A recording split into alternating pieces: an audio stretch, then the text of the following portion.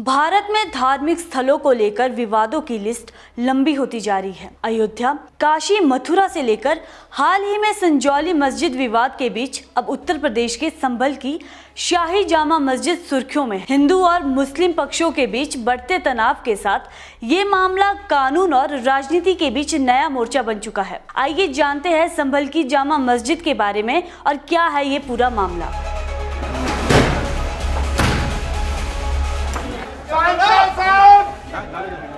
शांत रहो, क्यों बदला कर रहे हो?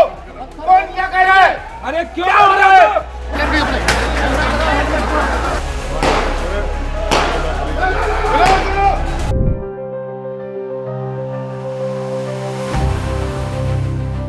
उत्तर प्रदेश के संभल शहर के केंद्र में ऊंचे टीले पर स्थित शाही जामा मस्जिद इतिहास और विवादों का केंद्र बन चुका है। ये मस्जिद बाबर के शासनकाल 1526 से 1530 के दौरान बनाई गई 3 मस्जिदों में से एक है। अन्य 2 में पानीपत की मस्जिद और अयोध्या की अब ध्वस्त बाबरी मस्जिद शामिल है। 1920 में इसे एएसआई द्वारा संरक्षित स्मारक घोषित किया गया, जिससे इसे राष्ट्रीय महत्व की इमारत का दर्जा मिला था। हिंदू पक्ष का दावा है कि मस्जिद को श्री हरिहर मंदिर को आंशिक रूप से ध्वस्त कर बनाया गया था। ये दावा 1527 से 1528 के दौरान बाबर के सेनापति द्वारा मंदिर तोड़ने की घटनाओं पर आधारित है।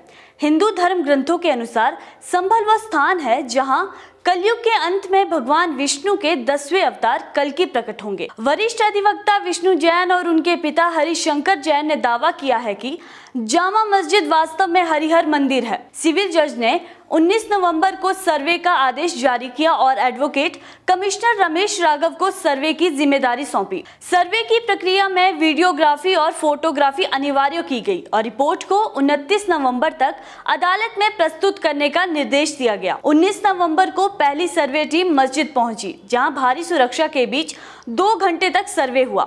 21 नवंबर को मस्जिद के आसपास कैमरे लगाए गए। 22 नवंबर को सर्वे के बाद पहली जुम्मे की नमाज हुई और पुलिस फोर्स को तैनात कर दिया गया। 24 नवंबर की सुबह एडवोकेट कमिश्नर की अगुवाई में दूसरी बार सर्वे टीम मस्जिद पहुंची। सर्वे की खबर आग की तरह फैल गई और मस्जिद के आसपास भीड़ इकट्ठा हो गई। पुलिस ने भीड़ को हटाने का प्रयास किया, लेकिन धक्का मुक्की और पथराव शुरू हो गया। हालात बेकाबू होने पर पुलिस ने हवाई फायरिंग की। बताया जा रहा है कि दूसरी ओर से भी फायरिंग की गई, जिससे 3 लोगों की मौत हो गई। मुरादाबाद मंडलायुक्त आंजनेय कुमार ने क्या कहा, आइए सुनते हैं। 7 बजे से लेकर 11 बजे तक जामा मस्जिद स्ट्रक्चर उसका सर्वे होना था कोर्ट के आदेश पर। कोर्ट ने आदेश पर जो सर्वे यहाँ आई भी थी एडवोकेट कमिश्नर के साथ, और उनके साथ पर्याप्त सुरक्षा बल भी था। जिलाधिकारी और पुलिस अधीक्षक भी साथ ही गए थे और उन सब लोगों के साथ सर्वे करने की टीम पहुंची। शुरुआत में सब कुछ ठीक था, लगभग 2 घंटे ठीक ठाक सर्वे हुआ, कोई दिक्कत नहीं थी। उसके बाद वहाँ पे उसी दौरान क्राउड इकट्ठी हो गई। शुरुआत में वो लोग कुछ नारे वारे लगाने लगे, उसके बाद थोड़ी देर बाद वहाँ पे पथराव शुरू हो गया। पुलिस ने उन लोगों को दूर किया, हालांकि वो मस्जिद परिसर तक नहीं जाने पाए थे। पुलिस ने उनको दूर किया और उसके बाद जब सर्वे कंप्लीट हुआ 11 बजे के थोड़ा सा बाद, जब टीम निकली सर्वे करने के बाद, तो उसके बाद उन्होंने खूब पथराव करना शुरू कर दिया। 2-3 तरफ से ग्रुप थे, एक जो सामने से था, एक दाएं तरफ से, एक बाईं तरफ से, वो लगातार पथराव कर रहे थे। पुलिस ने उसके लिए बल प्रयोग किया ताकि सुरक्षित रूप से टीम को निकाला जा सके, जो सर्वे की टीम है, और आंसू गैस के गोले भी छोड़े, जो प्लास्टिक बुलेट है उसका भी इस्तेमाल किया। इस बीच में उन लोगों ने दूसरी जगह पे उनका जो ग्रुप था उसने गाड़ियां जलाना शुरू कर दिया। 3-4 गाड़ियां भी वहां पे जलाई गई, कुछ एक बाइकें भी जलाई गई हैं। उन लोगों को हटाने के लिए भी पुलिस ने फोर्स का इस्तेमाल किया। इस बीच में 2 ग्रुप आमने सामने थे, तो 3 ग्रुप बल्कि वहाँ पे थे 3 तरफ से। उसी बीच में गोली चली। गोली कौन से ग्रुप ने किस पे चलाई, कैसे हुआ, लेकिन उस बीच में जो गोली चली उसमें हमारे पुलिस अधीक्षक हैं, उनके पीआरओ के पैर में गोली लगी। एक डिप्टी कलेक्टर का पैर फ्रैक्चर हो गया उसी हंगामे में। एक सीओ साहब के भी छर्रे लगे हैं और करीब 15-20 जवान घायल हो गए हैं। एक कांस्टेबल के सिर में गंभीर चोट आई है। और इस गोलीबारी में जहां तक अभी तक कंफर्म हुआ उसके हिसाब से 3 लोगों की मृत्यु भी हुई है। उन 3 लोगों के नाम है नईम जो कोट करवी से है, बिलाल जो सराय तरीन से है, और नुमान जो हयात नगर सराय तरीन से है। इन तीनों लोगों के अब पोस्टमार्टम की हम तैयारी कर रहे हैं। इस घटना के बाद सियासी आरोप प्रत्यारोप का दौर शुरू हो गया। सपा प्रमुख अखिलेश यादव ने बीजेपी सरकार को कसूरवार ठहराया है। गंभीर घटना हुई है जिसके बारे में आपको जानकारी होगी। संभल की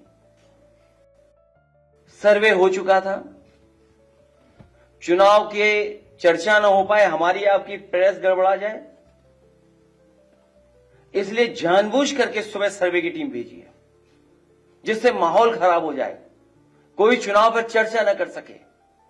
और जो जानकारी मिल रही है उसमें जानकारी है कि कई लोगों को चोट पहुंची है, कई लोग घायल हैं और एक नौजवान नईम उसकी जान चली गई है। आखिरकार जब सर्वे हो चुका था मस्जिद का, तो दोबारा सर्वे क्यों करा ये सरकार, और वो भी सुबह और बिना तैयारी के। कानूनी और कोर्ट के जो प्रोसीजर उसमें मैं नहीं जाना चाहता हूं कि दूसरे पक्ष की सुनवाई ही नहीं है, कोई सुनने वाला नहीं है दूसरे पक्ष को। और ये जानबूझ के इसलिए किया है कि आज किस बात पे चर्चा हो, किस इमोशन पे चर्चा हो, ये जानबूझ करके सरकार ने कराया है।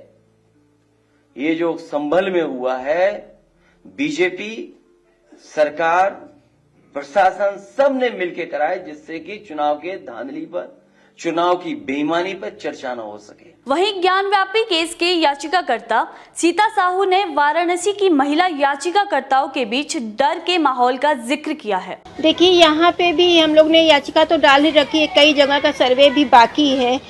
जैसे कि वजू खाना का है, वहाँ पे सुप्रीम कोर्ट द्वारा भी रोक लगी हुई है, लेकिन अभी भी बहुत से तहखाने हैं, बहुत से तहखाने जहाँ सर्वे बाकी है, जहाँ पे बहुत ही पुख्ता प्रूफ मिलेंगे मंदिर का होने का। लेकिन कहीं न कहीं जो संभल में घटना हुई उसकी वजह से एक भय तो का वातावरण तो थोड़ा बन ही गया है। विवादित स्थल को लेकर बढ़ती हिंसा और बढ़ते सियासी तनाव इस बात का संकेत देते हैं कि ये मामला भी अयोध्या विवाद की तर्ज पर लंबा खिंच सकता है।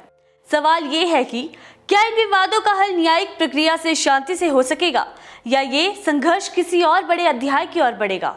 बाकी देश और दुनिया की खबरों के लिए जुड़े रहिए इनॉक्स न्यूज के साथ। चैनल को सब्सक्राइब करना ना भूलें। नमस्कार।